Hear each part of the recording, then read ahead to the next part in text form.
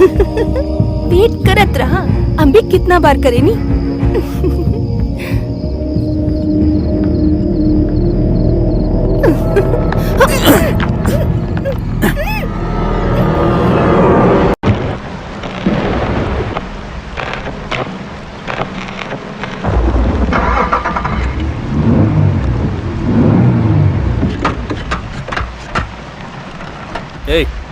ये वाला प्लेट लगा दे।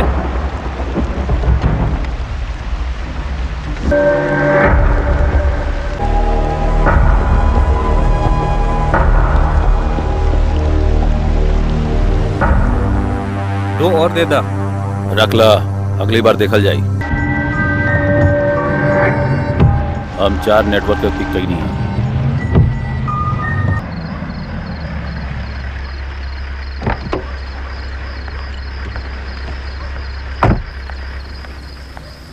लगातार बारिश होखे वाला बा, चली रहुआ के हम घर छोड़ देते। बात ना भैया, हम चल जाए। ठीक बा।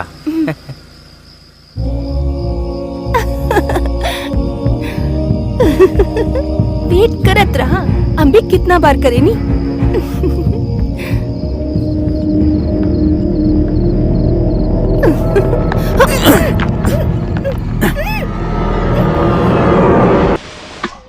यमुना, खाना खा ला।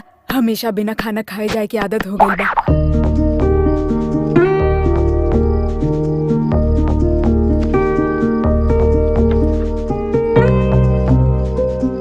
माई, आईडी कार्ड कहाँ रखेली? उहे किताब के बीच में रखल होगी।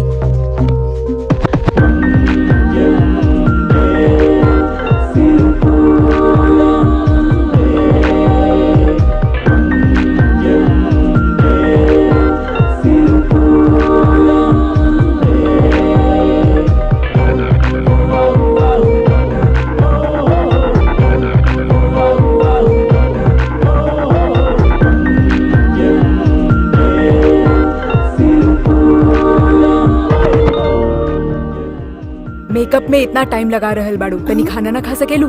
ई ला खाना, ऑफिस में खा लिया। अच्छा सुना, तारा हमेशा नाइट शिफ्ट ही काहे देवेला?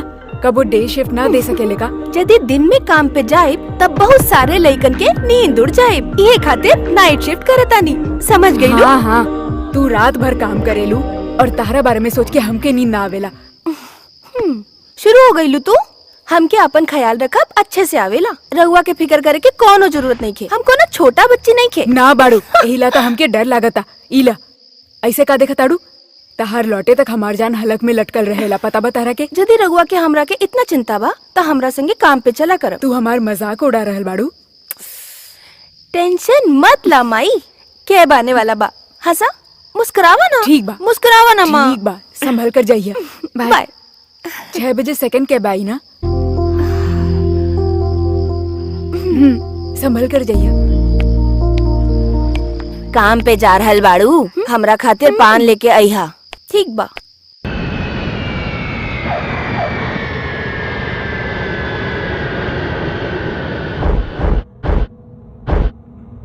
तारा बोलने से ना जा सकेले हमनी के पहले से 3 घंटा लेट बानी। एकनी के दवा देले 3 घंटा हो गइल बा। थोड़ी देर में कुल के होश आ जाई। सिक्योरिटी के पैसा देले बाड़ा ना? सिक्योरिटी ढेर होकला की वजह से ढेर पैसा मंगलास तो दे देने ओकरा के। फ्लाइट आ गई लगाता, गाड़ी स्टार्ट करा। करेक्ट टाइम पे आ जाए ना? कहानी ना स्टार्ट करा।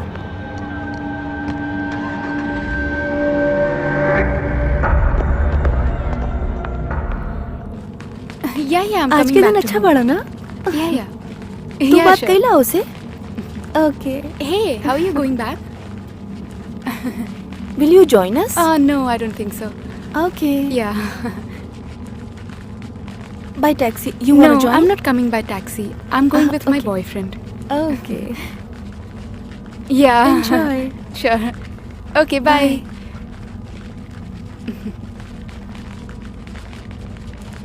Bye. Bye-bye. Hello. No, I can't even wait for 2 minutes. Come down soon. Yeah, come fast. Bye.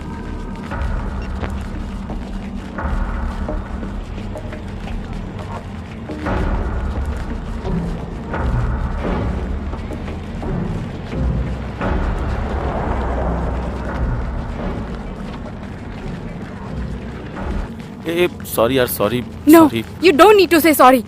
I've हम been traffic में waiting फंस for गए you here यार। for so long. I shouldn't have waited for you. अरे बहुत traffic Just go. I don't want to talk to you anymore. अरे यार हमारी बात तो समझा प्लीज।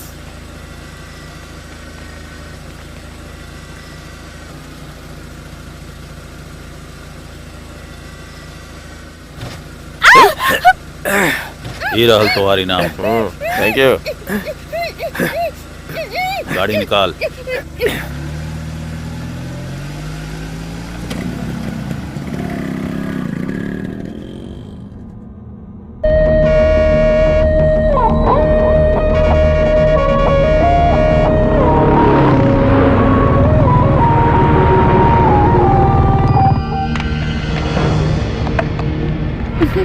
Come on, Daddy.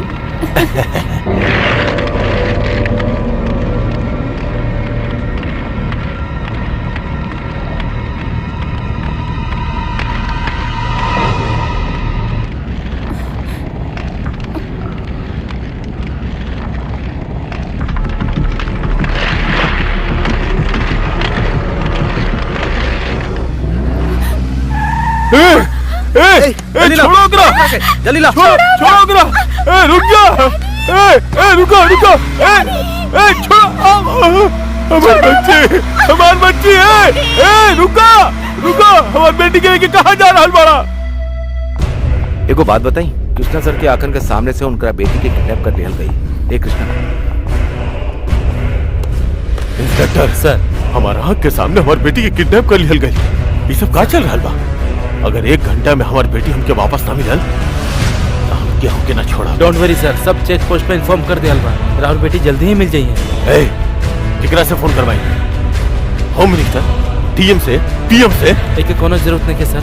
1 घंटा का समय, सिर्फ 1 घंटा। ओके सर। That's all। चला यहाँ से। KAO8 F5379 red colour van Omni type. आप सभी चेक पोस्ट पर इन्फॉर्म कर दीजिए।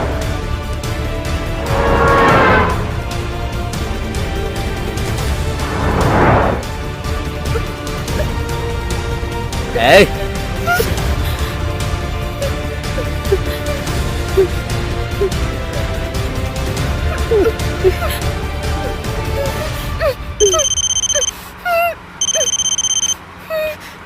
हाँ बोल। लड़की के पब्लिक में मत उठाओ करा। काम से मतलब रख।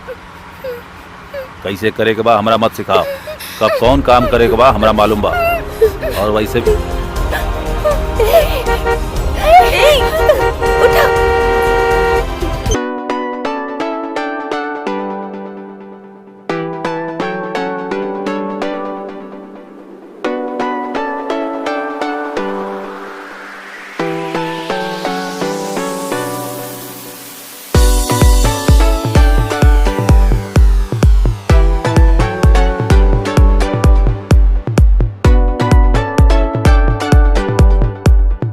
लगाओ।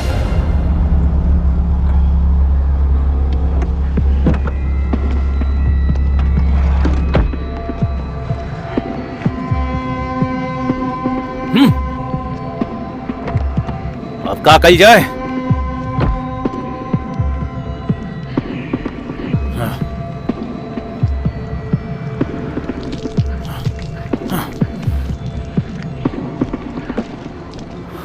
जलावे यार। अभी जा ना सके नहीं।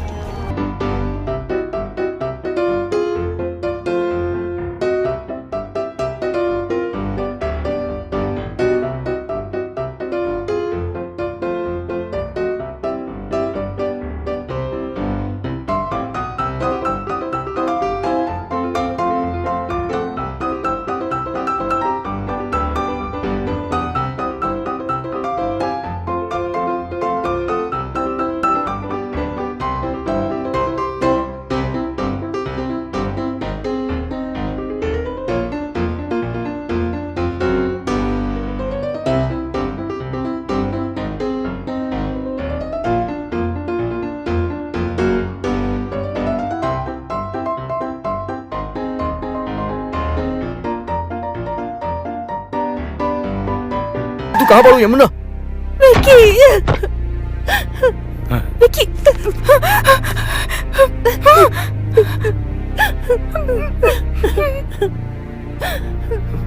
हेलो यमुना। सागर के पार करते ही तलगुपा आवेला और फिर हाईवे। ठीक है चलो तनी। 1 मिनट। का भाई